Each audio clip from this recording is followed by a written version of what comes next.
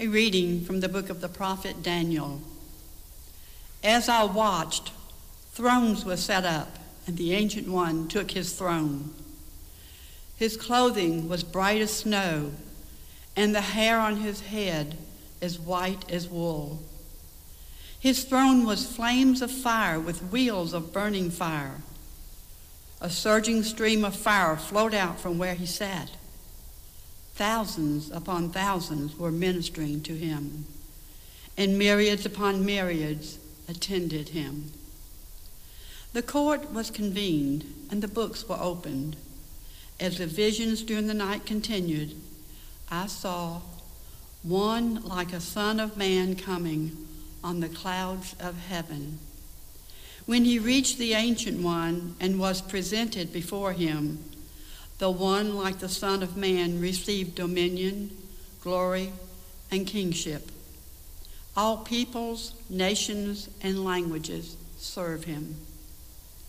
His dominion is an everlasting dominion that shall not be taken away. His kingship shall not be destroyed. The word of the Lord. Thanks be to God. The Lord is King, the Most High over all the earth. The Lord is King, the Most High over all the earth. The Lord is King, let the earth rejoice. Let the many islands be glad. Clouds and darkness are round about him. Justice and judgment are the foundation of his throne. The Lord is King, the Most High over all the earth. The mountains melt like wax before the Lord of all the earth. The heavens proclaim his justice, and all peoples see his glory. The Lord is King, the Most High over all the earth. Because you, O Lord, are the Most High over all the earth, exalted far above all gods. The Lord is King, the Most High over all the earth.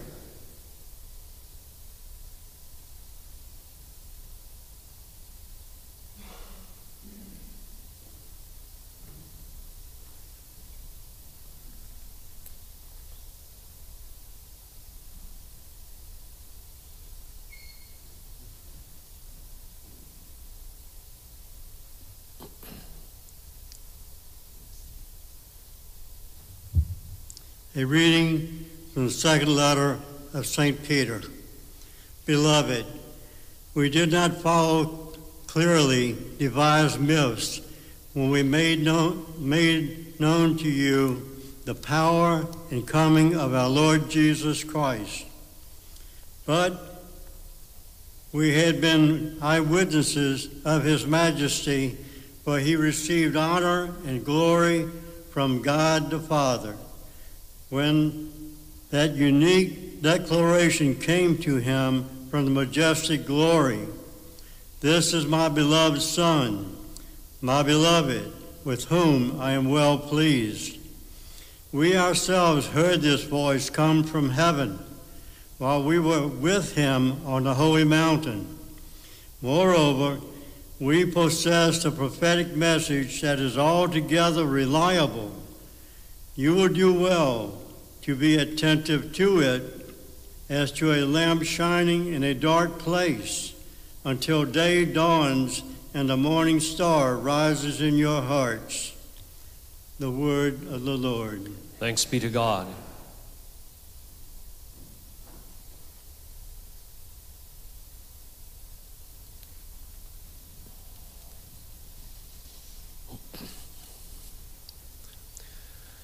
Hallelujah, hallelujah, hallelujah, hallelujah.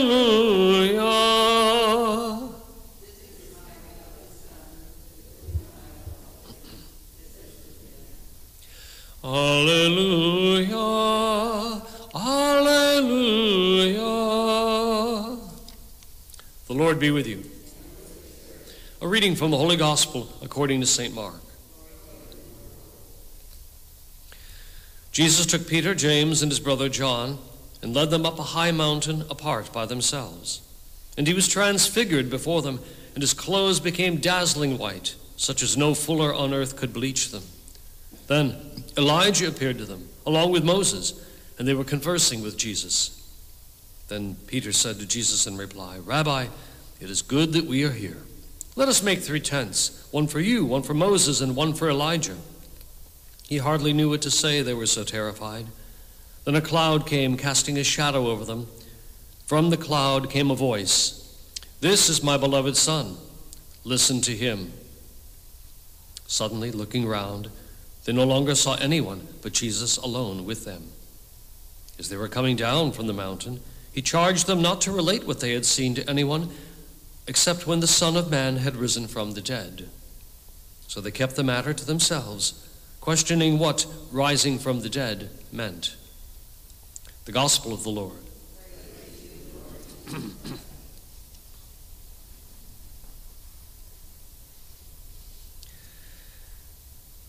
There are times in the course of the Gospel when, if you like, we get a kind of a prelude or a kind of a foreshadowing of the glory of the resurrection.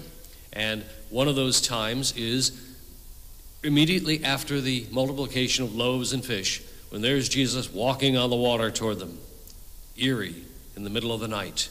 Here, too, we have this vision that takes place, revealing the power of Christ and who he is, again, at night. Now, granted, Mark's gospel didn't say that. Luke's does, or at least Luke implies it when he says that the disciples had woken up from sleep in the middle of this whole vision, and then they see it. You can imagine the impact, the stunning impact that this must have had, and yet it's there and it's gone, okay? It's there for a minute and it's gone. And then you think, what did I see? What did I really see? What did I just experience? It's not an accident, then, that our first reading talks about these incredible visions that also take place in the course of the night. And we can have dreams sometimes also, where the brightness is so great that in the dream we can't even open our eyes. And we know that there's something that's good there, but we're blinded. We're just blinded by the reality of what we're in face of. So in this case, what we're getting is that prelude, so to speak, of the glory of the resurrection. We get something else also, I think. In a very famous passage in John's Gospel, Jesus says, before Abraham came to be, I am. Abraham rejoiced to see my day. How can that be? Well, we understand the presence of God is an eternal now, an eternal presence, and that all are alive to him, as Jesus says later on in his debate with the Sadducees. And so we get another example of that here. Moses and Elijah appear. And although Elijah was believed never to have died, he was taken up into heaven in the fiery chariot, right? Yet Moses died and was buried, even though nobody knows the spot of his grave. And so they're somehow alive, and there they are. And there's a dimension of heaven that is being tasted here as well as everything else. And so we just stand in awe of the fact that even we right here, right now, can be in the presence of God, in the presence of the greatest ancient holy people, known and unknown, and we can be all a part of that heavenly host now in anticipation, so to speak, and understand that this is the glory promised. Don't say anything about this till the Son of Man is risen from the dead. Well, eventually they're going to learn what that means too, and that's a good thing. So let us stand and pray.